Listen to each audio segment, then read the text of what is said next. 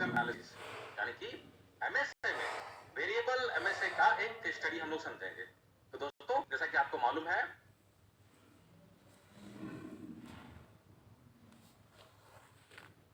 Gauge RN का, तो gauge RNR यानी कि रिपीटेबिलिटी एंड रिप्रोड्यूसिबिलिटी स्टडी, ये काफी फेमस है इंडस्ट्री में। और ये स्टडी जो है ये प्रूव करता है कि हमारा मेजरमेंट सिस्टम जो है क्या वो कैपेबल है प्रोसेस के वेरिएशन को कैप्चर करने के लिए।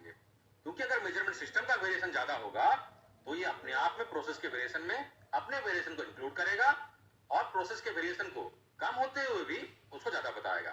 तो हमको गेज आरएनआर स्टडी, अगर आप वेरिएबल में कर रहे हैं तो वेरिएबल गेज आरएनआर स्टडी, और अगर आप एट्रीब्यूट स्टडी कर रहे हैं एट्रीब्यूट प्रोसेस के लिए तो आप एट्रीब्यूट गेज आरएनआर स्टडी करेंगे। तो दोस्तों इस प्रोग्राम में हम रियल वर्ल्ड का एक केस स्टडी जानेंगे जिसमें कि एक ऑटोमोटिव कंपनी में जो कि शीट मेटल स्टाम्पिंग और फैब्रिकेशन वर्क करती है, वहां पर एक केस स्टडी किया गया है जो कि है वेरिएबल एमएसए। तो दोस्तों ये जो फॉर्मेट आप देख रहे हैं ये फॉर्मेट है गेज आरएनआर एनालिसिस रिपोर्ट, यानी कि एक वेरिएबल गेज आरएनआर स्टडी का रिपोर्ट है, काफी एग्जॉस्टिव है ना। इसको हम डिटेल में समझते हैं। तो दोस्तों सबसे पहले हम हेडिंग समझ लेते हैं। इस हेडिंग में आपको जो स्टडी किया गया है उसका समरी मिल जाएगा। तो हम यहाँ पर देख सकते हैं कस्टमर का नाम है टीएनटी, पार्ट नंबर जो है पिलर इनर है। तो दोस्तों यहाँ पर मेजॉरिटी चीजें यानी कि 95% चीजें को आज इट इज रखा गया, उसमें कोई छेड़खानी नहीं की गई है। लेकिन कुछ चीजें इंफॉर्मेशन जो है सेंसिटिव है, जैसे कस्टमर का नाम है, पार्ट का नाम है, ये हम रिवील नहीं कर सकते हैं एक्चुअल कंपनी का, तो उसको चेंज कर दिया गया है। वैसे बाकी जो है सब कुछ सेम ही है। तो दोस्तों कस्टमर का नाम हो गया टीएनटी, पार्ट का नाम हो गया जिस पर स्टडी किया जा रहा है वो है पिलर इनर, और जिस कैरेक्टरिस्टिक्स के लिए स्टडी किया जा रहा है वो है थिकनेस नेकिंग। यानी कि जैसे कि आपको मालूम है कि शीट मेटल स्टाम्पिंग में जब ड्रॉ ऑपरेशन वगैरह होता है तो ड्रॉ में रेडियस में कॉर्नर में नेकिंग या क्रैक होने के चांसेस रहती है। तो हल्का सा अगर नेकिंग या थिनिंग हो रही है तो उसके ऊपर स्टडी किया गया है कि क्या मेरा मेजरमेंट सिस्टम, जिसमें कि मेरा ऑपरेटर भी आता है, मेरा इंस्ट्रूमेंट भी आता है, उनका मेथड भी आता है, इन सारे चीजों को मिला के क्या ये मेरा मेजरमेंट सिस्टम जो है ये कैपेबल है उस नेकिंग को प्रॉपरली कैप्चर करने के लिए, क्या उसमें कुछ वेरिएशन तो नहीं है। तो ये कैरेक्टरिस्टिक्स हो गया थिकनेस एंड नेकिंग। अब जो गेज हम इस्तेमाल कर रहे हैं स्टडी के लिए वो गेज है पिन पॉइंट माइक्रोमीटर, और गेज का जो नंबर है वो MC12 है, यानी कि माइक्रोमीटर नंबर 12 है। और गेज टाइप क्या है, ये वेरिएबल गेज है। और इस अलावा और जिस डायमेंशन को हम चेक कर रहे हैं उसका नॉमिनल वैल्यू है 1.2 और टॉलरेंस उसमें माइनस साइड में दिया गया है 0.36। और ये जो है स्टडी का डेट है और परफॉर्म बाय, यानी कि किसने मैनेज किया है। तो अजय शुक्ला जी ने ओवरऑल प्रोग्राम को मैनेज किया, इस स्टडी को मैनेज किया। तो दोस्तों हमारे एमएसए वाले वीडियो में आपने जरूर समझ लिया होगा कि गेज आरएनआर स्टडी के लिए, वेरिएबल गेज आरएनआर स्टडी के लिए हमें क्या क्या रिक्वायरमेंट होती है। फिर भी थोड़ा सा हम यहाँ पर उसको अप्रेज कर लेते हैं। तो दोस्तों सबसे पहले आपको स्टडी के लिए 10 पार्ट चाहिए होंगे, यानी कि 10 पार्ट का हम सिलेक्शन करेंगे। और जिस डायमेंशन को आपको चेक करना है हर एक पार्ट में उस डायमेंशन को उस जगह पे मार्क कर दीजिए, परमानेंट मार्कर से मार्क कर दीजिए। पार्ट को जो आप चेक करवाने वाले हैं उन पार्ट्स को नंबरिंग कर दीजिए 1 to 10।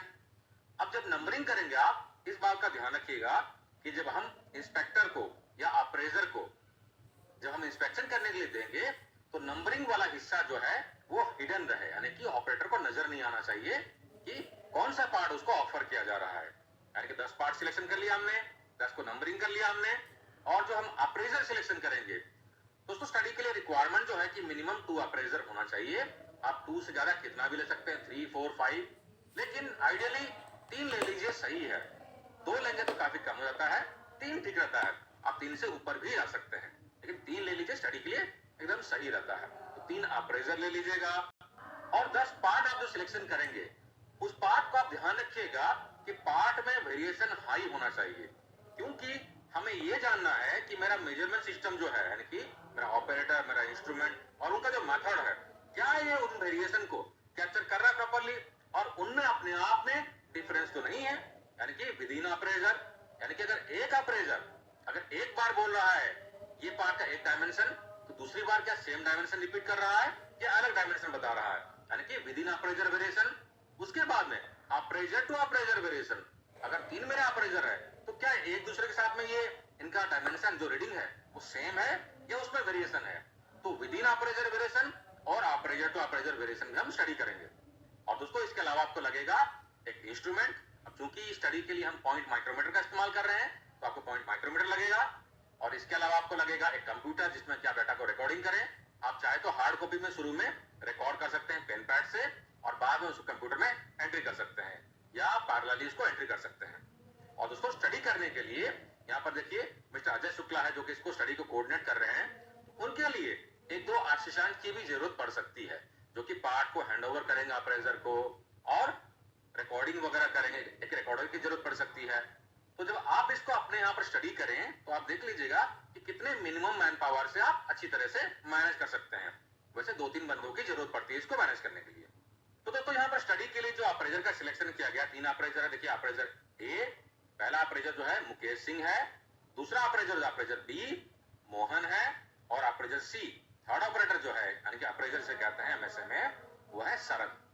तो मुकेश सिंह, मोहन और सरन को सिलेक्ट किया गया है डायमेंशन को इंस्पेक्शन करके रिकॉर्डिंग बताने के लिए और मैनेज कर रहे हैं अजय शुक्ला जी। तो दोस्तों स्टडी करने के लिए सबसे पहले तो आप पार्ट्स को रेडी कर लीजिएगा। 10 पार्ट आपने जो लिया है उनमें अपने आप में वेरिएशन काफी ज्यादा होना चाहिए। उनको नंबरिंग कर लीजिए, इंस्ट्रूमेंट पर रख लीजिए और आप एक बार में एक ऑपरेटर को बुलाइए। अब दोस्तों स्टडी के लिए हमको एक ऑपरेटर से 30 रीडिंग लेनी होती है यानी कि 10 पार्ट में हमको हर एक ऑपरेटर से 3 बार चेक करवाना है। लेकिन जो चेकिंग करने का तरीका जो रहेगा वो एक बार में एक ऑपरेटर से हम 30 रीडिंग नहीं लेंगे। यानी कि हम क्या करेंगे, पहले हम एक ऑपरेटर को बुलाएंगे, उसको हम 10 पार्ट जो है लाइन से उसको मिक्स करके देंगे। यानी कि हम सीरियल नंबर के हिसाब से उसको नहीं देंगे, हम उसको मिक्सअप करके देंगे। 2 नंबर पहले दे दिया, 4 नंबर दे दिया, 6 नंबर दे दिया, 1 नंबर दे दिया, 5 नंबर दे दिया। इस तरीके से मिक्स करके उसको ऑफर करेंगे और वो जो रीडिंग बताएगा उस रीडिंग को हम नोट करते जाएंगे। तो अगर एक ऑपरेटर ने 10 पार्ट को एक बार में रीडिंग दे दिया फिर उस ऑपरेटर को हम भेज देंगे, फिर दूसरे ऑपरेटर को बुला लेंगे। यानी कि दोस्तों अगर आप इस फॉर्मेट को यहाँ पर देखें तो आप देखिए यहाँ पर अप्रेजर ए के लिए यानी कि पहले अप्रेजर के लिए यहाँ पर देखिए 10 पार्ट है, पार्ट 1 2 3 के ऊपर में देखिए पार्ट नंबर दिया हुआ है ना। और हर एक पार्ट को 3 बार रीडिंग लिया गया, रीडिंग नंबर 1 2 3 यानी कि ट्रायल देखिए यहाँ लिखा हुआ ट्रायल 1 2 3 यानी कि हर एक पार्ट को 3 ट्रायल लिया गया और टोटल 10 पार्ट है तो 30 रीडिंग हो गई हमारी हर एक ऑपरेटर के लिए। लेकिन इसको कैसे लेंगे हम पहले मुकेश को बुलाएंगे और मुकेश को हम 1 to 10 पार्ट मिक्सअप करके रैंडम नंबर के हिसाब से पहले ये रीडिंग ले लेंगे। हम पहले एक लाइन का रीडिंग लेंगे, उसके बाद हम मुकेश को भेज देंगे कि आप तुम जाओ। और उसके बाद में हम भी मोहन को बुला लेंगे। फिर मोहन को बुलाने के बाद में हम मोहन को भी रैंडम नंबर के हिसाब से 10 पार्ट देंगे चेक करने के लिए। तो मोहन का भी पहला ट्रायल कंप्लीट हो गया। उसके बाद में फिर हम सरन को बुलाएंगे और सरन को बुलाने के बाद में उससे भी 10 पार्ट हम रैंडम नंबर के हिसाब से चेक करवा लेंगे। तो मेरे तीनों अप्रेजर के 10 रीडिंग हो गए, 30 रीडिंग हो गए। फिर मैं क्या करूंगा, फिर मैं मुकेश को दोबारा बुलाऊंगा सेकेंड ट्रायल के लिए और सेकेंड ट्रायल से उससे मैं दूसरा रो का रीडिंग फिर ले लूंगा। लेकिन हर बार दोस्तों मुझे मिक्सअप करके पार्ट ऑफर करना है, क्योंकि क्या होता है जब आप किसी अप्रेजर को बुलाते हैं इस तरह के स्टडी के लिए, हालांकि आपको शुरू में उनको बता देना है कि कुछ कंफ्यूज होने की जरूरत नहीं है, हम एक सिंपल सा स्टडी कर रहे हैं। आप जैसे रूटीन में इंस्पेक्शन करते हैं उसी तरीके से इंस्पेक्शन कीजिए और अपना रीडिंग बताइए, उनको ज्यादा कंफ्यूज करने की जरूरत नहीं है। लेकिन फिर भी क्या होता है दोस्तों, जब आप ऑपरेटर को या अप्रेजर को बुलाते हैं तो उनके मन में कुछ शंका रहती है कि मेरा टेस्ट चल रहा है और आज ह्यूमन साइकोलॉजी उनमें टेंडेंसी रहती है कि रीडिंग को वो याद रखें, यानी कि वो याद रख के सेम रीडिंग को रिपीट कर सकते हैं। यानी कि वो कोशिश करेंगे कि मैंने जो रीडिंग बताया है उसी रीडिंग को दोबारा बोलूं। तो उसको अवॉइड करने के लिए एक तो पार्ट आप सीक्वेंस में मत दीजिए, दूसरा है एक बार में एक ऑपरेटर बुला के 10 रीडिंग ले लीजिए, फिर उसका दूसरा ऑपरेटर, फिर तीसरा ऑपरेटर, फिर उसके बाद में फिर सीक्वेंस चलेगा। यानी कि फिर मैं फर्स्ट ऑपरेटर को बुलाऊंगा और उसका 10 रीडिंग ले लूंगा, फिर सेकेंड ऑपरेटर को बुला के उसका 10 रीडिंग ले लूंगा और थर्ड अप्रेजर को बुला के उसका भी मैं 10 रीडिंग ले लूंगा। यानी कि मेरा सेकेंड राउंड कंप्लीट हो जाएगा और मेरे 60 रीडिंग आ जाएंगे। उसी तरीके से प्रोसेस को रिपीट करते हुए मैं थर्ड राउंड भी कंप्लीट करूंगा और मैं अपना टोटल 90 रीडिंग्स कंप्लीट करूंगा। तो दोस्तों अब चूंकि इसमें इस तरीके से मैनेज करना पड़ता है तो आपको मैनेज करने के लिए हो सकता है 1-2 बंदों की जरूरत पड़ेगी जो कि ऑफर करें, डायमेंशन को रिकॉर्डिंग करें या पैरेलली कंप्यूटर में एंट्री करें। तो दोस्तों आपकी अगर 90 रीडिंग्स आ गई तो आपका डेटा कलेक्शन हो गया। उसके बाद में ऑपरेटर को जाने दीजिए, ऑपरेटर को ज्यादा कंफ्यूज करने की जरूरत नहीं है। अब आते हैं हमारे एनालिसिस में। तो दोस्तों ये जो फॉर्मेट है, और आपको इस तरह के बहुत सारे फॉर्मेट मिल जाएंगे। टिपिकली जो फॉर्मेट होते हैं, अगर वो एक्सेल में बने हुए हैं या अगर किसी आप स्टैटिस्टिकल सॉफ्टवेयर का इस्तेमाल कर रहे हैं जैसे कि मिनिटा, तो सारा का सारा एनालिसिस होता है वो अपने आप होता है। अब चूंकि आप रिसर्च तो कर नहीं रहे हैं, हमको पीएचडी तो करना नहीं है, क्योंकि इंडस्ट्री में एमएसए ही अपने आप में हो नहीं पाती है। तो हमको कॉन्सेप्ट क्लियर होना चाहिए और डेटा फिलअप करने के बाद में जो रिजल्ट आता है, रिजल्ट आने के बाद में उसका इंटरप्रिटेशन मुझे समझ में आना चाहिए कि रिजल्ट मुझे क्या इंडिकेट कर रहा है। मेरा एक्सेप्टेबल है मेजरमेंट सिस्टम क्या एक्सेप्टेबल नहीं है? अगर एक्सेप्टेबल नहीं है तो कहां पर प्रॉब्लम है और मुझे क्या एक्शन लेना है। अगर इतना भी मुझे समझ में आता है तो काफी है। तो दोस्तों आइए अब जरा फॉर्मेट को समझते हैं। तो दोस्तों अगर फॉर्मेट को देखें यहाँ पे, तो मेरा जो पहला ऑपरेटर है, इस ऑपरेटर का यहाँ पर 30 रीडिंग हो गया। अब इस रीडिंग को देखिए यहाँ पे हर एक सेल में, हर एक कॉलम में, यानी कॉलम 1 यहाँ पर 3 रीडिंग हो गई, यानी कि पहले पार्ट को 3 बार रीडिंग लिया गया। अब इस 3 रीडिंग का नीचे में एवरेज और रेंज बताया गया है। और जैसा कि आपको मालूम है एवरेज का मतलब मीन होता है, तो इन तीनों का मीन निकाल के यहाँ पर आया हुआ है। और रेंज मतलब हो गया इन तीनों में जो मैक्सिमम वैल्यू है माइनस मिनिमम वैल्यू हो गया रेंज। अब चूंकि इन सब में क्या होता है, फॉर्मूला डाला हुआ रहता है, तो कैलकुलेशन अपने आप हो जाएगा, आपको परेशान होने की जरूरत नहीं है। तो एवरेज निकल गया और रेंज निकल गया, यानी कि हर एक कॉलम का मेरा एवरेज और रेंज कैलकुलेट हो गया यहाँ पे, है ना। पहले रो में देखिए यहाँ पर एवरेज है और दूसरे रो में रेंज है, तो हर एक कॉलम का एवरेज और रेंज निकल गया। उसी तरीके से सेकेंड ऑपरेटर का निकल गया और थर्ड ऑपरेटर का एवरेज और रेंज कैलकुलेट हो गया, है ना। आप इधर आ जाते हैं, अगर आप इस वाले सेक्शन को देखते हैं तो यहाँ पर देखिए यहाँ पर भी एवरेज लिखा हुआ है। अब ये जो एवरेज है ये इस रो का एवरेज है, यानी कि ये जो एवरेज है इस कॉलम का एवरेज है और ये जो एवरेज है ये इस रो का एवरेज है। यानी कि पहले रो का एवरेज जो है यहाँ पर आ रहा है 0.7850, दूसरे रो का जो एवरेज है वो आ रहा है यहाँ पे 0.7850, ये भी है ना। इसलिए थर्ड रो का एवरेज यहाँ पर आ गया। तो दोस्तों हमने इसको समझ लिया और इसको समझ लिया, है ना। अब आते हैं इधर में। अब ये देखिए क्या लिखा हुआ है, एक्स बार ए और आर बार ए। एक्स बार ए हो गया दोस्तों इन एवरेजेस का एवरेज यहाँ पर आ गया, और इन रेंज का, है ना, इस रो का इन रेंज का एवरेज यहाँ पर आ गया। तो दोनों मेरे जो हैं दोनों रो के एवरेजेस यहाँ पर आ गए। उसी तरीके से यहाँ पर सेकेंड ऑपरेटर का मोहन का यहाँ पर आ गया एक्स बार बी और आर बार बी, और यहाँ पर थर्ड ऑपरेटर यानी कि सरन का है ना, यहाँ पर देखिए एक्स बार सी और आर बार सी। तो सबके एवरेज निकल गए एक्स वाले और आर वाले, यानी कि एवरेज ऑफ एवरेजेस निकल गए और एवरेज ऑफ रेंजेस निकल गए। तो दोस्तों ये सारे कैलकुलेशन ऑटोमेटिकली हो जाएंगे क्योंकि एक्सेल शीट में फॉर्मूला डाला हुआ रहता है। अब आते हैं दोस्तों हमारे मेन एनालिसिस में, ये जो हमारा समरी शीट है। अब इन समरी शीट से हमको कंक्लूजन ड्रॉ करना है। तो दोस्तों यहाँ पर जो पहला ब्लॉक देख रहे हैं आप, ये पहला ब्लॉक हो गया मेजरमेंट यूनिट एनालिसिस। यहाँ पर बताया गया है कि रिपीटेबिलिटी क्या है। तो रिपीटेबिलिटी यहाँ पर बताया गया है इक्विपमेंट वेरिएशन, ईवी मतलब हो गया इक्विपमेंट का वेरिएशन, यानी कि इक्विपमेंट मेरा इंस्ट्रूमेंट जो है उसका वेरिएशन कितना है, वो हो गया 0.008। उसके बाद में आ गया रिप्रोड्यूसिबिलिटी, और ये है एवी यानी कि अप्रेजर वेरिएशन, यानी कि मेरा जो ऑपरेटर इन्वॉल्व है इंस्पेक्शन करने में उसका वेरिएशन, तो वो है 0.003, ये कम है। और उसके बाद में है आरएनआर यानी कि रिपीटेबिलिटी और रिप्रोड्यूसिबिलिटी मिला के वो है 0.009। और दोस्तों पार्ट वेरिएशन आप जब देखते हैं पीवी, तो ये है 0.095। पार्ट वेरिएशन हाई है, ये होना चाहिए हाई, क्योंकि हमने हाई पार्ट वेरिएशन वाले पार्ट को सिलेक्ट किया है मेजरमेंट स्टडी के लिए। और टोटल वेरिएशन जो है दोस्तों ये है 0.096। अब दोस्तों हम लोग यहाँ पर जो पोर्शन देख रहे हैं, दो सेल में ग्रीन कलर डाला गया है, तो आपके जो डिसीजन होंगे मोस्टली वो परसेंटेज गेज आरएनआर में और एनडीसी पे होता है ना। तो देखिए यहाँ पर इक्विपमेंट वेरिएशन का जो परसेंटेज है वो 8.47% है, अप्रेजर वेरिएशन का जो परसेंटेज है वो 3.42 है, और परसेंटेज गेज आरएनआर जो है 9.13 है। और देखिए एनडीसी यानी कि नंबर ऑफ डिस्टिंक्ट कैटेगरीज जो है ये 15 है। तो दोस्तों एनडीसी को समझने के लिए हमने एक्सक्लूसिव वीडियो बनाया हुआ है एनडीसी पे, आप उस वीडियो को जरूर चेक करें। वहां पर एनडीसी का मतलब क्या, एआईजी गाइडलाइंस है, सारी चीजों को एक्सप्लेन किया गया है। तो दोस्तों परसेंटेज गेज आरएनआर का जो क्राइटेरिया है और एनडीसी का जो क्राइटेरिया है, इसको जरा हम समझ लेते हैं।